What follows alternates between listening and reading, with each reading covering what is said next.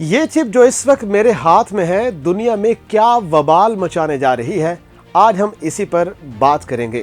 دوستو، دنیا کے سب سے بڑے دو ممالک چین اور امریکہ میں اس وقت سر جنگ کی سب سے بڑی وجہ ایک چپ بتائی جاتی ہے۔ یہ چپ ایک انگلی کے ناخن کے برابر اور اس کا سائز 3 mm یا 5 mm ہوتا ہے، لیکن یہ طاقت میں ایک پورے انقلاب کے برابر ہے۔ اس کے اندر لاکھوں ٹرانزسٹرز موجود ہوتے ہیں۔ اس سے کمپیوٹر، موبائل، AI ماڈل، خود کار ڈرائیونگ گاڑیاں، ریموٹ اور ڈیٹا سینٹرز بھی چلائے جاتے ہیں۔ لیکن اہم بات یہ ہے کہ اس بار میدان جنگ سرحدوں پر نہیں بلکہ سرورز، لیبارٹری اور زمین کے اندر ہے۔ امریکہ اور چین کے درمیان نہ فوجیں بڑھ رہی ہیں اور نہ بم گر رہے ہیں، بلکہ یہ جنگ چپس کی جنگ ہے۔ دنیا کی جو اگلی جنگ ہے بندوق، بم، میزائل یا بارود سے نہیں ہوگی، چپس سے لڑی جائے گی۔ یہ وہ جملہ ہے جو اب حقیقت بن چکا ہے، کیونکہ آج طاقت کے توازن کا فیصلہ ایک مائکرو چپ کر رہی ہے، اور اس چپ کی بنیاد زمین کے اندر دفن ہے۔ ہر معدنی ذرہ ایک خاموش ہتھیار بن چکا ہے۔ لیکن اب سوال یہ ہے کہ دنیا کی چپ کون بنا رہا ہے؟ لیکن اس کا جواب اتنا آسان نہیں ہے، کیونکہ اس میدان میں دو سپر پاورز آمنے سامنے ہیں، امریکہ اور چین۔ جی ہاں، زمین کے پیٹ میں دولت چھپی ہے اور چین کے پاس ہے اس کی چابی۔ دنیا کی ہر سمارٹ مشین پر مصنوعی ذہانت کا نظام اور ہر جدید ہتھیار چلتا ہے چند نایاب دھاتوں پر۔ دنیا میں جو کچھ چپ سے چلتا ہے، جیسے فون، گاڑیاں، راکٹ، مصنوعی ذہانت، وہ سب ان ہی چند نایاب معدنیات یعنی کریٹیکل منرلز پر انحصار کرتا ہے، اور ان معدنیات میں چین اس وقت بادشاہ ہے۔ اور اگر بات کریں اب ان معدنیات کی تو سب سے اوپر ہے گیلیم۔ دنیا کی پیداوار کا 98% چین کے پاس ہے، اور اگر بات کریں جرمینیم کی تو 70% دنیا کی سپلائی بھی چین سے ہی آتی ہے، اور اگر اینٹی منی کی بات کریں تو اس کی پیداوار بھی 50% چین کے ہی پاس ہے۔ اور اگر بات کریں ریئر ارتھ ایلیمنٹس کی تو چین کے پاس دنیا کے 70% مائنز اور 90% پروسیسنگ فیسلٹیز موجود ہیں۔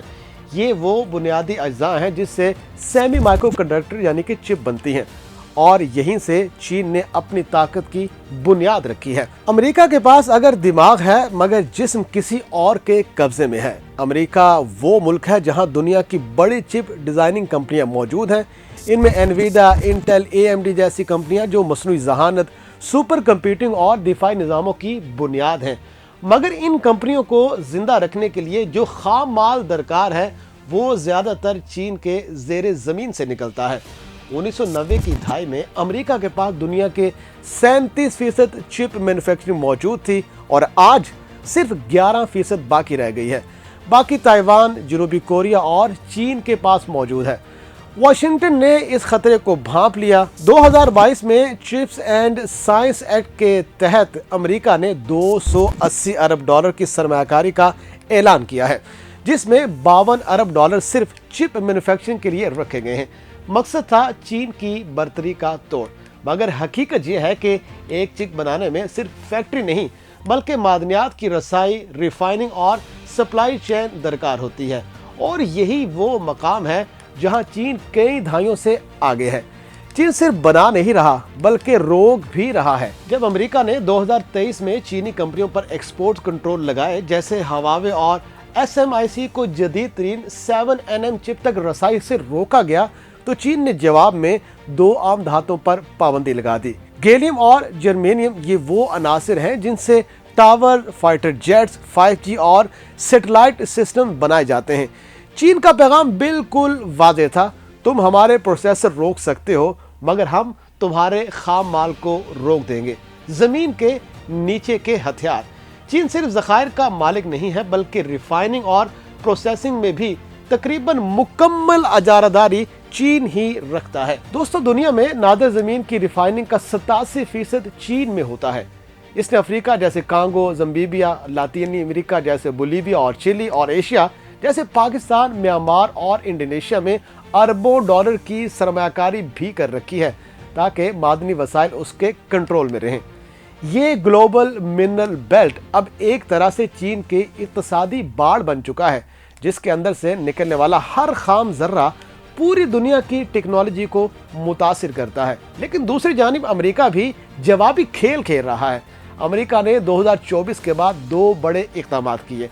पहला कदम उसने जो उठाया वो है क्रिटिकल मिनरल अलायंस, जिसमें ऑस्ट्रेलिया, कनाडा, जापान और यूरोपीय यूनियन शामिल हैं। दूसरा कदम था डोमेस्टिक माइनिंग एक्सपेंशन एक्ट 2025, जिसके तहत नवाडा, यूटा और न्यू मैक्सिको में नई कानें खोलने की मंजूरी दी गई। मगर रिफाइनिंग की इस्तेदाद अभी भी चीन से 10 गुना कम है। और अगर बात की जाए पैदावार की, तो इस वक्त दुनिया की चिप मैन्युफैक्चरिंग की 70% जो पैदावार है वो एशिया में होती है और चीन इनमें सबसे बड़ा हिस्सेदार है।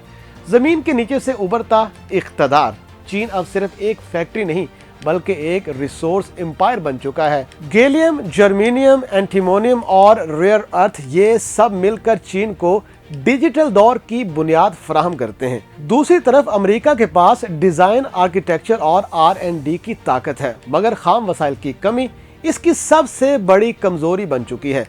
आज दुनिया के सबसे जदीद AI मॉडल जैसे ChatGPT, Google Gemini, Tesla, auto pilot और एनवीडिया सबके सर्वर पर TSMC ही चलते हैं और ये दोनों चीन की सप्लाई चेन पर बिलवास्ता मुनहसिर हैं। इसका मतलब ये है कि एक माइक्रोचिप जो किसी स्मार्टफोन में लगती है, उसके सफर में 5 बरे-आज़म, 10 ममालिक और कम से कम 60 मुख्तलिफ मादनी अज्जा शामिल होते हैं और उनमें अक्सर की आखिरी मंजिल चीन है। ये जंग बारूद से नहीं, बारीक ज़राअत से लड़ी जा रही है। अमेरिका अपनी टेक्नोलॉजी बचाने में लगा हुआ है। चीन जमीन के वसाइल को हथियार बना रहा है और बाकी दुनिया इन दोनों के दरमियान दबाव में है। ये जंग ना जमीन के ऊपर है न खला में, ये जमीन के अंदर लड़ी जा रही है। सवाल ये नहीं कि कौन जीतेगा, सवाल ये है कि दुनिया कब समझ पाएगी ताकत अब हथियारों में नहीं बल्कि इन मादनी ज़र्रात में है।